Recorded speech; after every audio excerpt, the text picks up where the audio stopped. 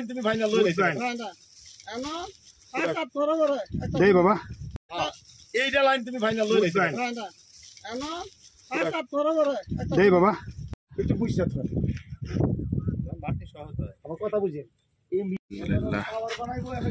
Machine দিয়ে গর্ত করে সুন্দরভাবে এই কাজগুলো আঞ্জাম দিচ্ছেন। আমরা বিগত দিনে দেখতাম শাপল দিয়ে কষ্ট করে গর্ত করতে হতো, অনেক সময় লাগতো, আর এখন মেশিন দিয়ে সহজেই কাজগুলো হয়ে যায়। আমরা দেখতে পাচ্ছি দুইজনে মেশিনটি ধরতে হয়, দুই সাইড থেকে ধরে এরপরে নির্দিষ্ট ম্যাপে যেই জায়গাগুলো নির্ধারণ করা হয় নির্দিষ্ট স্থানে এই গর্তগুলো করে তারপরে বাঁশগুলো গাড়া হয়। আমরা মাঠের মধ্যে অনেক দেখেছি। এই কাজগুলো সহজ হচ্ছে। এবছর প্রায় 12টি মেশিন কিনেছে এই গর্ত করার জন্য।